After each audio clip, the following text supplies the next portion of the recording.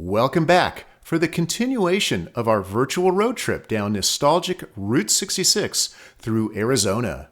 This segment is part 2 of our tour that goes from Williams to Topock along the California border with the Colorado River. If you haven't watched part 1 yet, I'd recommend watching it first. The link for the video is on the screen or in the description below.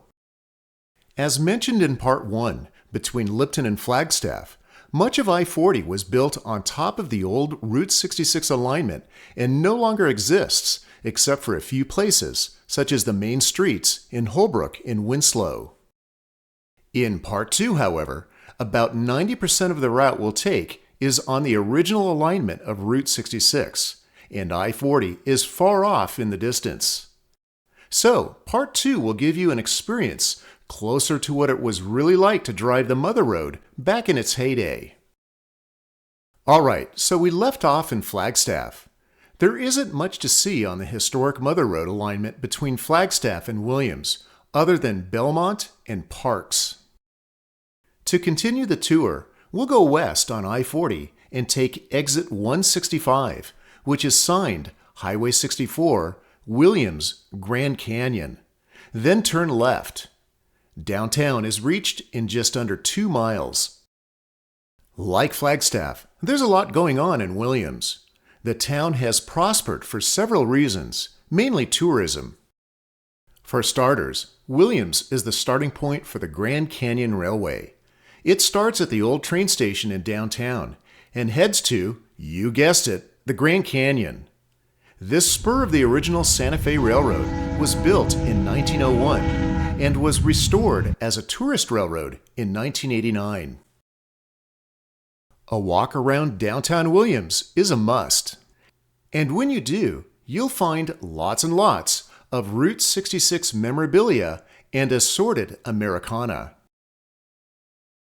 You'll probably get a bigger taste of the Route 66 craze here than in any other town along the road in Arizona.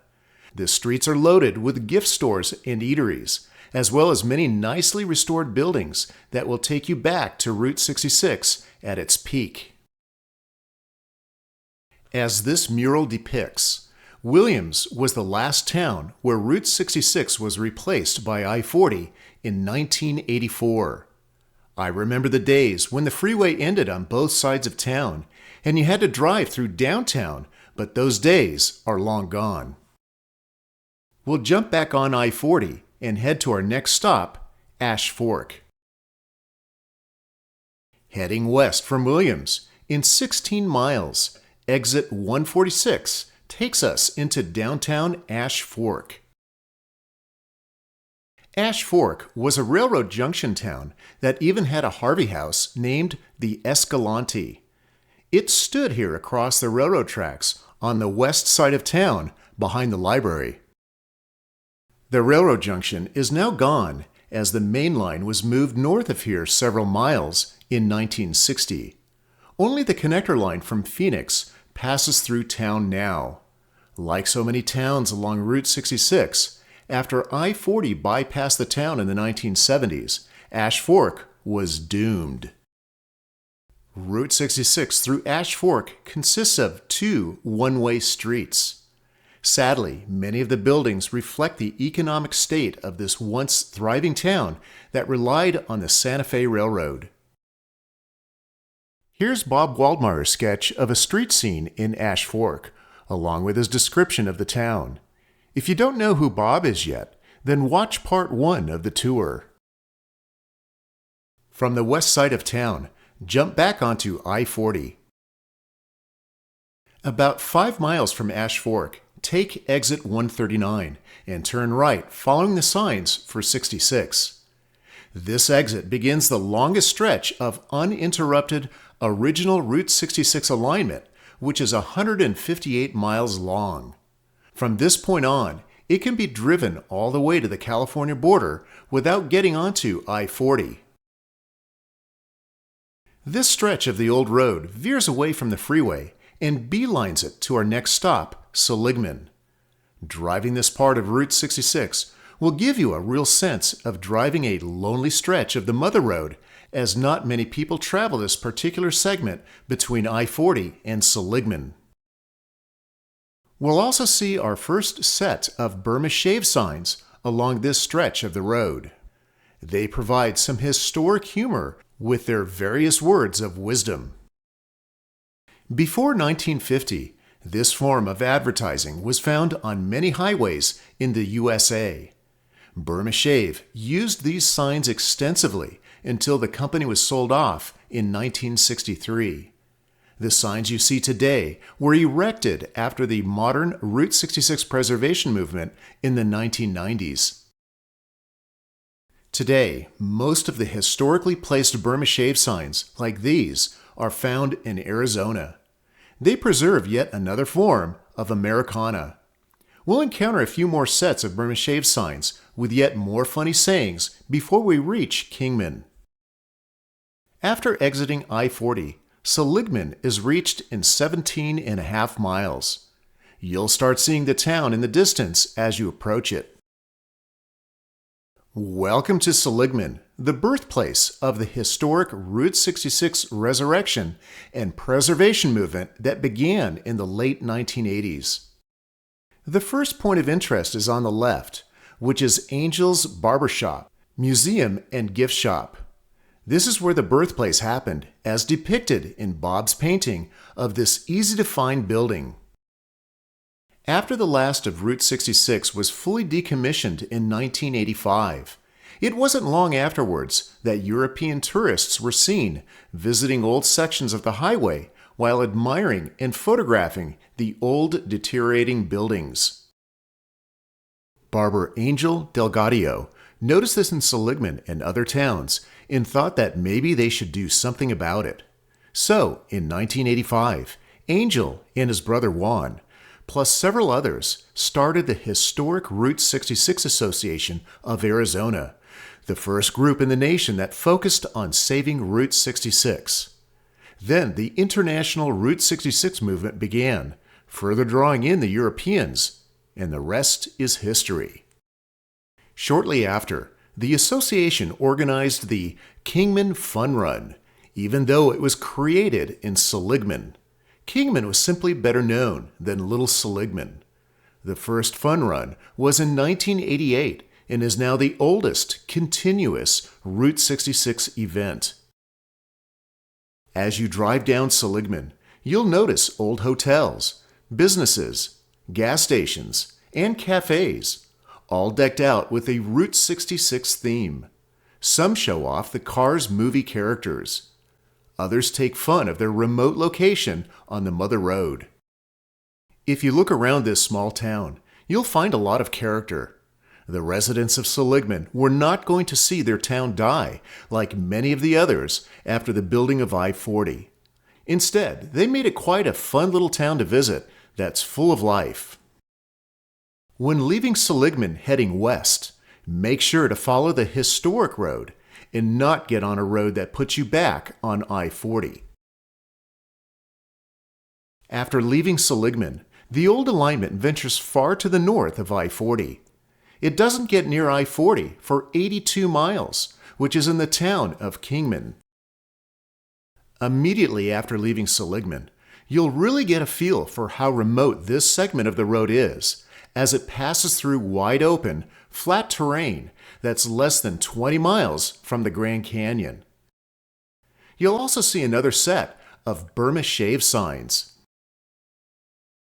After traveling from Seligman through 25 miles of this remoteness, we reach the turnoff to Grand Canyon Caverns. I can remember, way back, driving this stretch of Route 66 before I-40 was built, and this was the only brief passing lane for about 70 miles. Like Two Guns, Grand Canyon Caverns was a popular roadside attraction that lost its lifeline when I-40 was moved 20 miles to the south. Suddenly, there were no cars traveling by whose occupants needed a break from riding this long stretch of road and someplace to get out of the car, walk around, and see something interesting. And there are plenty of interesting things to see at Grand Canyon Caverns. As the name implies, the attraction revolves around an underground cavern. And for the kids, there's plenty of funky things to look at here, including many models of dinosaurs. The caverns are not the normal caverns you may be familiar with, such as those with stalactites and stalagmites. They're known as dry caverns. In fact, they're the largest dry cavern system in the USA. They formed like other caverns in limestone, but the spring water that formed them dried up a long time ago. All of the property of Grand Canyon Caverns is privately owned. It includes a full-service hotel, campground, restaurant, a store, a museum, and of course the caverns themselves, which are located below the museum and accessed by an old rickety elevator. The store and hotel are close to Route 66, where the campground, museum, and caverns are a mile to the south. Along with all the artifacts of Americana laying around, Grand Canyon Caverns makes for a great base camp to explore this remote section of Route 66. Between the Grand Canyon Caverns and the next town, Peach Springs, are two roads that lead north into the Grand Canyon. Both roads are inside the Halaupai Indian Reservation and require a paid permit to drive on them.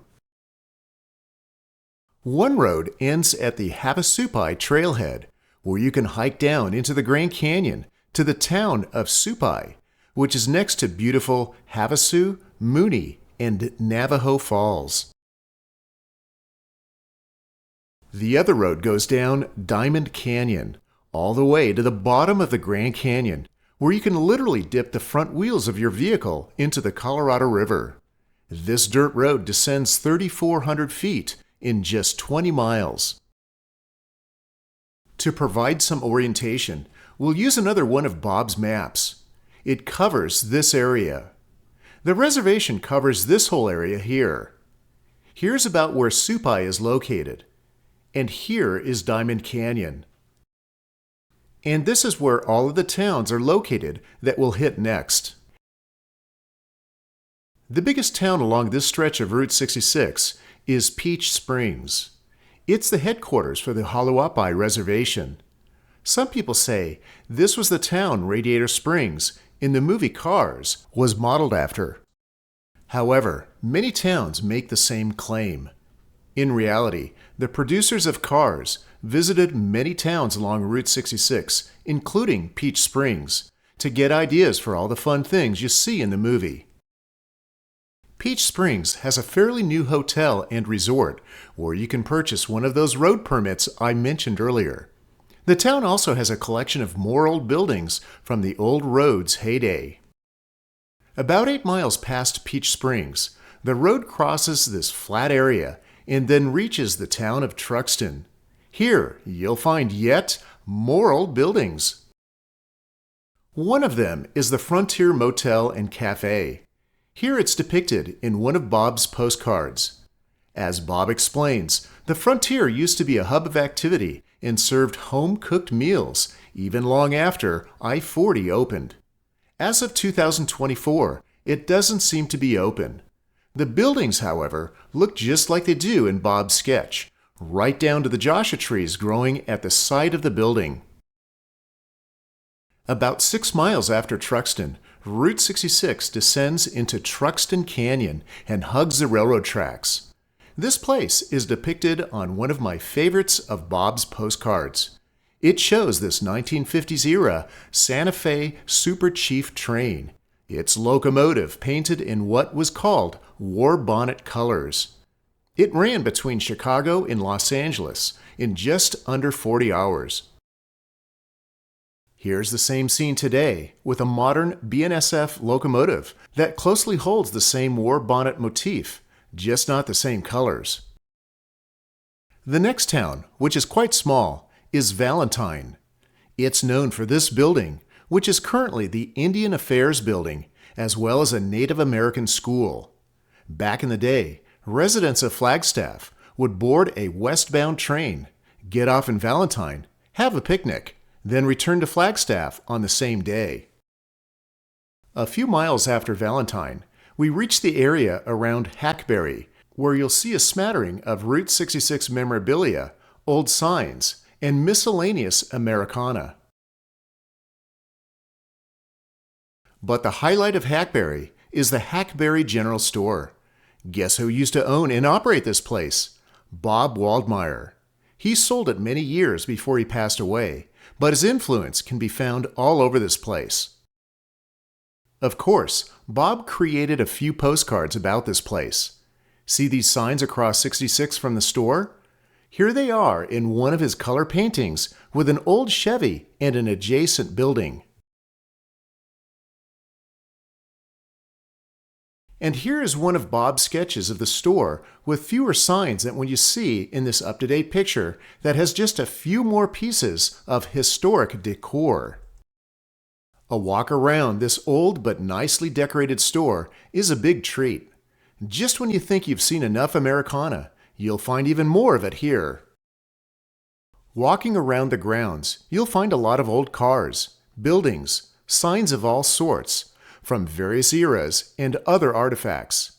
If you're a photographer like we are, and this sort of stuff interests you, you might find yourself spending a lot of time here. Inside the store, you'll find more antiques, and these are for sale. If you look closely at the walls, you might find some evidence that Bob spent some time here with a brush. Well, that was fun. Let's move on down the road to another interesting spot on the road, Antares. 5.5 miles from Hackberry General Store is the small town of Antares. This is a quick stop if you like looking at some interesting and unique art pieces. This one, named Gigantic Headicus by the artist, resembles, as you can see, a large head, similar to those found on Easter Island in the South Pacific. Kingman isn't too far ahead. If you roll into town near sunset like we did, you might see a scene similar to this. Kingman, the second biggest town along Route 66 in Arizona behind Flagstaff, boasts many Route 66 scenes and memories from the old road's past. Kingman is also the home of Arizona's Route 66 Museum. If you'd like to learn and see more about historic Route 66, spending time at this museum to browse through all of its exhibits and displays is a must. The museum is located on the southwest side of the downtown area. Before entering Kingman, Route 66 and the railroad tracks pass underneath I-40. The main road follows the original alignment all the way through town, where you'll see more old buildings, many decked out with paintings and other decorations. Just before descending down a hill, make sure to bear right onto this one-way street to see Kingman's nicely restored downtown area. Here, you'll find many more beautifully restored and preserved buildings that were rejuvenated not long ago. Today, Kingman has become a popular weekend spot for people coming from California, Phoenix, and Las Vegas. In the downtown area, which is Beale Street and 1 block north of Route 66, you'll find many fun stores and eateries, most located in those restored buildings. And don't forget to look for the paintings that decorate the sides of the buildings. There's also several businesses and related things to see along Route 66 itself, including the historic Beale Hotel, so don't miss that. Through Kingman, Route 66 is known as Andy Devine Boulevard. Andy was a famous Western star who was the sidekick of Roy Rogers and starred alongside John Wayne. Although Andy was born in Flagstaff, he grew up in Kingman. One of many stories he liked to tell is how he got his distinctive voice. It came from a boyhood accident at the Beale Hotel, located on the street named after him. Speaking of the Beale Hotel, here is Bob's sketch of the hotel and the mountains that border the southern edge of town. On the west side of downtown, Route 66 turns left before it reaches I-40. Here is where you'll find the Kingman Visitor Center and Route 66 Museum, also known as the Powerhouse Visitor Center. Let's take a look inside. There are numerous exhibits to enjoy and learn from that explain the history of Route 66 and what it was before the National Old Trails Road or Highway. You'll see how people traveled and lived along the road. Remember, back then, there were no hotels or eateries yet, so people had to camp out and cook on their own. We also visited the museum once when they had a special exhibit of Bob Waldmeyer's art. It was a great way of seeing the wide range of topics that Bob drew and painted about. It was also a joy to read all the stories and explanations about places along Route 66 and the Southwest in general. Hopefully, the museum will hold the exhibit again. Next door is the Mojave Museum, which focuses on the desert area around Kingman. When you're done with the museums and ready to continue the tour, look for Route 66 as it heads south, passes through several road cuts, and follows the railroad tracks that crosses several bridges decorated with the old Santa Fe logo. Continue following historic Route 66 until you have to turn right and go underneath I-40 at exit 44. Then turn left onto what is labeled Oatman Highway on many maps. When National Old Trails Road and Route 66 were first established, the road went over Sitgreaves Pass in the Black Mountains so that it would pass through the thriving gold mining town of Oatman. In 1951, Route 66 was rerouted using an easier route that follows the railroad tracks. Later, like the segments in eastern Arizona, I-40 was built on top of the old road. Incidentally, with the talk of all these maps, here's Bob's map with a look at what this portion of the road looks like past Kingman. Notice how he points out Ed's Camp, Gold Road, Oatman, and the Needles. All places we'll see in a moment. We're going to follow the more fun and scenic route of Sitgreaves Pass, which is the original alignment used for accessing Oatman and other settlements. As you can see from I-40, Oatman Highway beelines southwest towards the ominous-looking Black Mountains in the distance. The road offers many great views of the southern Mojave Desert landscapes, along with flora such as cacti that are indigenous of this area. From the road, you can see several tall spires and sandstone ridges of the Black Mountains. A point of interest along this portion of road is Cool Springs. This was originally a gas station, cafe, and small camp established when Route 66 was first commissioned in 1926. It survived until 1966 when it burned down. In 2001, the land was purchased and the camp was restored by the owner to resemble the old camp. Today, Cool Springs provides us with a great view into what this camp used to look like.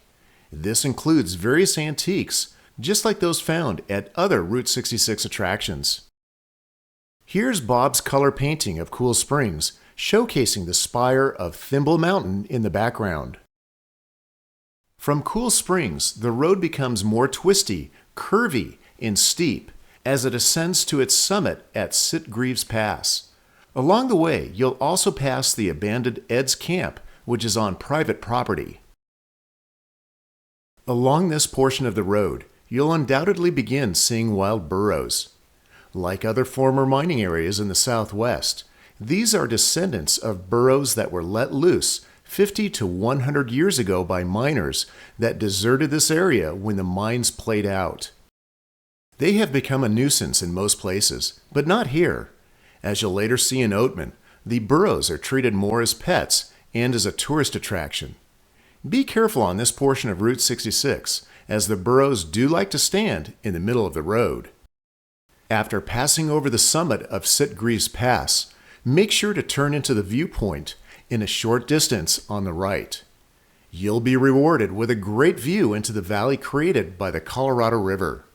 Just below, you'll see the Gold Hill area with its gold mine that has been active for many years. When we passed by in 2021, it was in full operation. About 4 miles from Sitgreaves Pass, the town of Oatman is reached. When you drive in, hopefully you won't find the road closed like we once did. The reason for the road closure? A gunfight. Twice daily, at high noon and about 2, a group of gunslingers make it out to the streets and start a good old Western shootout. Unfortunately, it also closes down Route 66 for 10 to 15 minutes, but that's enough time to enjoy the show. Here's the view that Bob drew from when you enter the town in the direction we're traveling. As Bob writes, Oatman was founded in 1906 as a gold mining camp, and by 1931, over $36 million in gold was recovered, making it quite a wealthy town. The mines were closed in World War II and the miners moved away. Then when Route 66 was rerouted in 1951, the town began to wither away. But Oatman once again became a prospering town thanks to tourism and the popularity of casinos in nearby Laughlin. Now with the popularity of Route 66, Oatman is quite a tourist attraction and is always busy. The star residents of Oatman are the wild burros. In town, though, they're not very wild, as they are always looking for a handout. When you walk through town, watch where you step, as the burros are always leaving their calling card. Here are some scenes from driving out of Oatman and out of the rugged Black Mountains. This portion of Route 66 passes through some really beautiful Arizona desert scenery and more fields of cacti. As the road exits the mountains, you can see our next stop in the distance.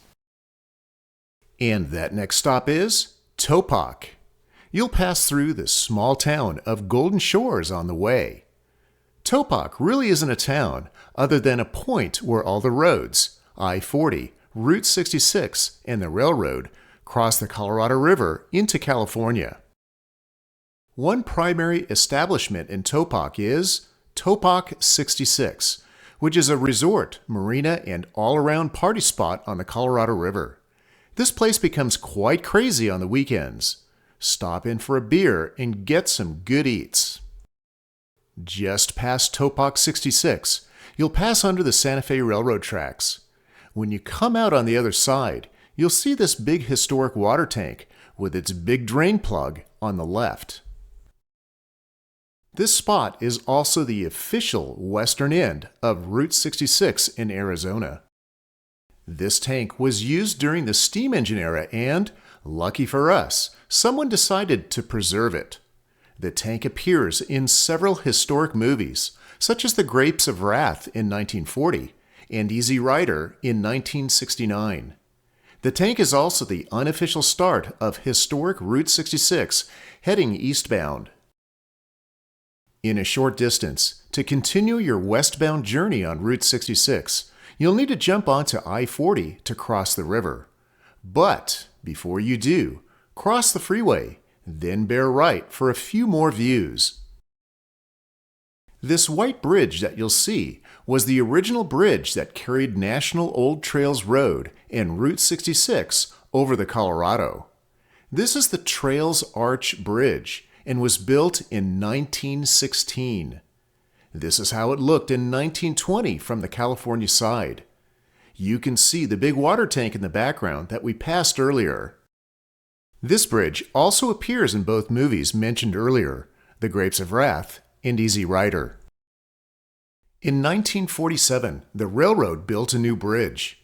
The older railroad bridge was repurposed to carry Route 66 on a straighter alignment. Here is what the bridge looked like. After the I-40 bridge was built in 1966, which isn't nearly as pretty, this bridge was dismantled in 1978. After 1947, the original Route 66 bridge was repurposed to carry a gas pipeline. It's fun to stand next to this bridge to think of all the people that crossed it when it was in operation. Another view to check out are these jagged mountains seen across the river. They are called the Needles. It's what the nearby town of Needles is named after, even though it's in California. These needles are in Arizona. Now look closely. Here's Bob's sketch and explanation of Topock and the needles. He's pretty much drew the landscape spot on. Bob also writes quite a lot of interesting facts about this area. See our website and search for the Route 66 Arizona article that covers this entire journey through Arizona, as well as a close-up look at many of Bob's pictures. As mentioned, from here you must get on I-40 to continue the nostalgic drive down Route 66 to Los Angeles. See our video series that covers many of the different stretches of the Mother Road, from Needles all the way to the Cone Pass. Simply search on YouTube for the phrase Route 66 Back Roads West. We hope you've enjoyed our virtual video tour of historic Route 66 through the state of Arizona. For those of you who are inspired to cruise down this old road yourself, we've tried to give you a good idea of what to see and expect. And when you do go, we bid you happy exploring.